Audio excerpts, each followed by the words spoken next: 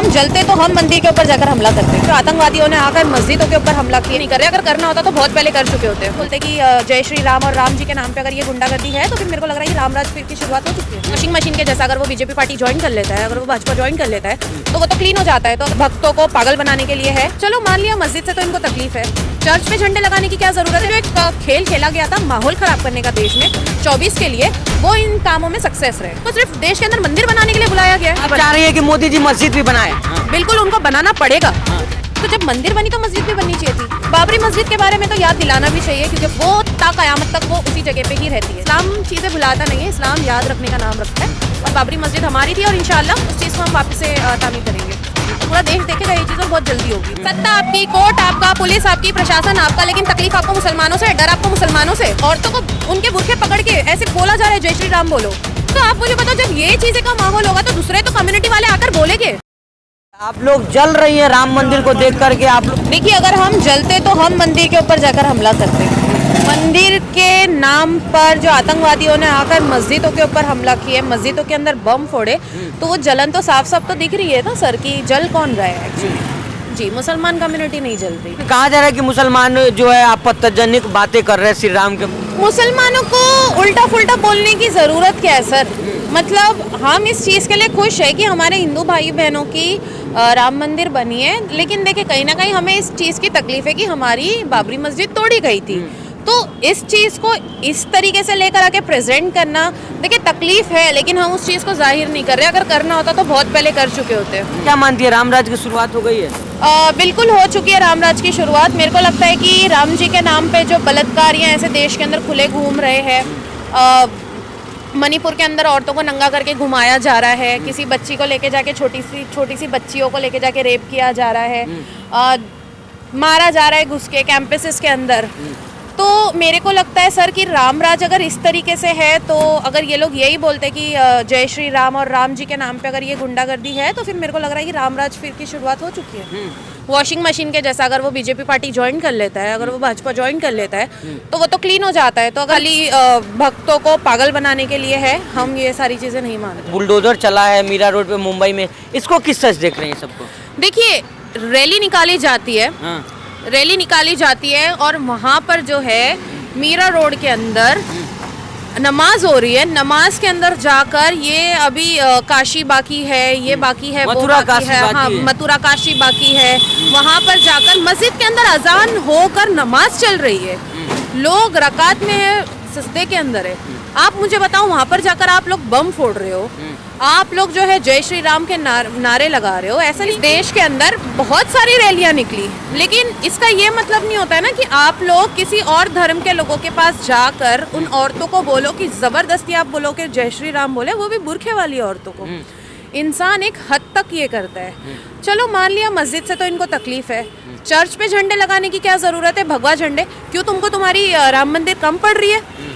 जो तुम आ रहे हो मस्जिद के अंदर तमाशे कर रहे हो, देखिए पूरी तरीके से जो एक खेल खेला गया था माहौल खराब करने का देश में 24 के लिए, वो इन कामों में सक्सेस रहे। 24 का असर पड़ेगा राम मंदिर का? बिल्कुल पड़ेगा सर, बिल्कुल पड़ेगा। क्योंकि देखिए, अगर 24 के चुनाव से पहले ही राम मंदिर का, आदि राम मंदिर का इनॉग्रेशन किया गया है, अगर ये हम सरकार बोलती है सबका साथ सबका विकास, तो अगर मंदिर की बात आई है तो वहाँ पर मस्जिद की भी तो जगह थी। 5 एकड़ जगह जो है मस्जिद को भी दी गई है।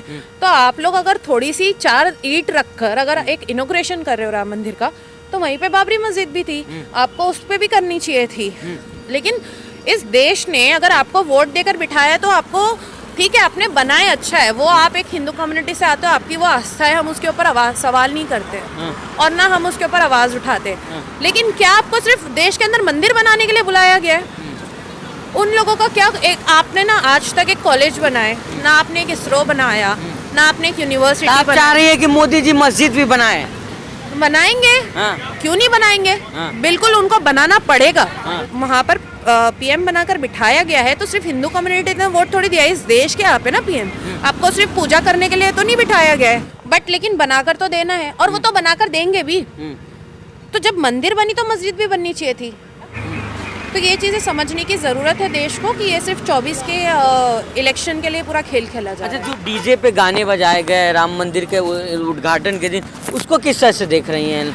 डीजे पे गाना बजाना कोई गलत चीज नहीं है। और अपनी आपको अगर आप हिंदू हो और अगर आप राम जी को मानते हो तो ये चीजें गलत नहीं है कि आप अपने धर्म को मानो, लेकिन दूसरों के धर्म को आप जाकर नुकसान पहुंचाओ, ये चीजें गलत है जो कि इन्होंने किया।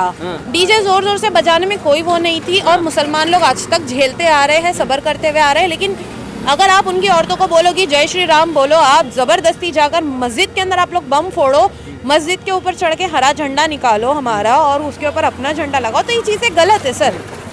आप लोग ये सारी चीजें नहीं कर सकते और कोई भी कम्युनिटी बर्दाश्त नहीं करेगी इस चीज को। अपने बच्चों को याद दिलाते रहेंगे बाबरी मस्जिद के बारे में, इसको किस तरह से देख रही है? बाबरी मस्जिद के बारे में तो याद दिलाना भी चाहिए क्योंकि वो हमारी एक पाक जगह थी। क्योंकि इस्लाम के अंदर बोला जाता है कि जहाँ पर एक नींव रखी जाती है अल्लाह का, जहाँ पर घर बनता है वो ता कयामत तक वो उसी जगह पे ही रहती है चीज़ें, ठीक है। तो बाबरी मस्जिद हमारे लिए भी आज भी वही है। तकलीफ है हमें इस बात की कि हम बाबरी मस्जिद के लिए कुछ नहीं कर पाए, उसके लिए हम अल्लाह से माफ़ी भी मांगते हैं। लेकिन ता कयामत तक तो हमें हिस्ट्री तो जिंदा रखेगी हम उस चीज़ को, क्योंकि इस्लाम चीज़ें भुलाता नहीं है, इस्लाम याद रखने का नाम रखता है। और बाबरी मस्जिद हमारी थी और इंशाअल्लाह ठीक है उस चीज़ को हम वापस से तामीर करेंगे। ये बड़ा स्टेटमेंट आप दे रहे हैं कि दोबारा से तामीर करेंगे, कहाँ तो अलग करेंगे? तामीर तो करना ही है, जगह मिली है भाई, लड़के लिया है, तामीर तो करेंगे ही। बाबरी मस्जिद है हमारी, सुप्रीम कोर्ट के ऑर्डर के ऊपर हम तामीर करेंगे उसको इंशाल्लाह, और पूरा देश देखेगा ये चीज़ और बहुत जल्दी होगी। 5 एकड़ मिली है वहीं पे होगी? जी बिल्कुल, उसी पे ही होगी।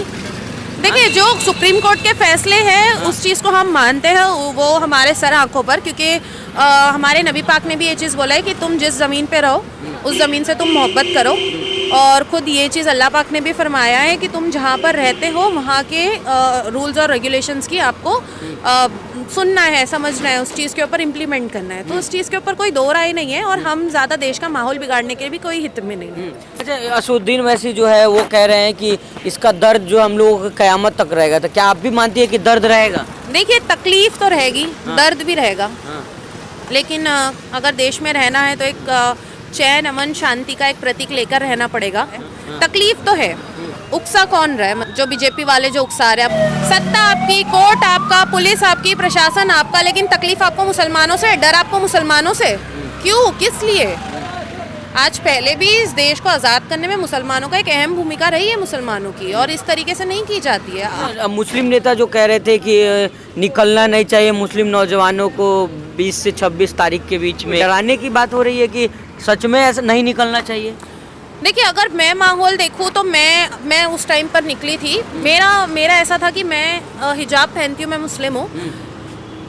मैं जब निकल रही थी तो बम फोड़े जा रहे थे, मुझे देख कर जो है जय श्री राम के नारे निकल रहे थे, और ये चीज़ें मैं खुद अपनी पर्सनल लाइफ में फेस भी करी हूँ काफ़ी वक्त से। तो अगर मुझे देखकर अगर ज़ोर से जय श्री राम के नारे लगाएंगे और मेरे को आकर ज़बरदस्ती उकसाया जाएगा तो ये चीज़ों से माहौल ख़राब होता है। आप ये चीज़ कैसे बर्दाश्त करेंगे कि आपकी बहन बेटी अगर रोड पर चल रही है उसको 10 लोग आकर उसको सामने घेर के जय श्री राम बुलवाए? आप तो जाओगे ना, भड़कोगे उनके ऊपर, आप कुछ ना कुछ तो करोगे, एक्शन तो लोगे, ऐसा चुपचाप थोड़ी बैठोगे। तो ये चीज़ें रोकने के लिए, ताकि जो फसाद का जो एक माहौल बन रहा था, जो बीजेपी बना रही थी, डर का माहौल, उस चीज़ को कंट्रोल करने के लिए ये चीज़ बोला जा रहा था। अब क्या हालात है मुंबई के मीरा रोड पर? मुंबई के मीरा रोड के ये हालात है सर कि विदाउट नोटिस दुकानें तोड़ी जा रही है। बुलडोज़र राज आज जो यूपी में हम देखा जा रहा था वो आज महाराष्ट्र के अंदर पहुंच चुका है विदाउट नोटिस। कल तक ये बता रहे थे कि वो इल्लीगल है, कल तक ही वो इल्लीगल थी, इतने दिन से वो इल्लीगल नहीं थी।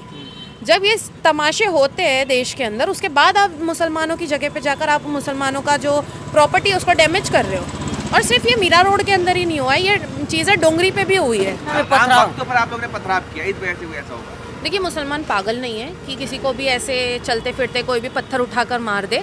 वहाँ पर जो चीज़ें देखी जा रही है, देखिए ये भी एक वीडियो वायरल हुई है बहुत ज़्यादा कि पुलिस जो है कंटिन्यू वो जो भगवा पहन के झंडे लेकर जो माहौल बना रहे थे उनको लाठी चार्ज करते हुए भी वीडियोज़ आई है। और ऐसी बहुत सारी वीडियोज़ हैं, वो मैं आपको शेयर कर दूँगी, आप उसके अंदर दिखा सकते हो कि औरतों को उनके बुरखे पकड़ के ऐसे बोला जा रहा है जय श्री राम बोलो। तो आप मुझे बताओ, जब ये चीज़ें का माहौल होगा तो दूसरे तो कम्युनिटी वाले आकर बोलेंगे। आपकी चलो उस जगह पे ना कोई मंदिर है ना कुछ है, एक मस्जिद के अंदर अजान चल रही है, नमाज हो रही है, आप वहाँ पर लेके जाके जोर जोर से डीजे बजा रहे हो, जय श्री राम के नारे बुलवा रहे हो, बम फोड़ रहे हो मस्जिद के गेट के ऊपर।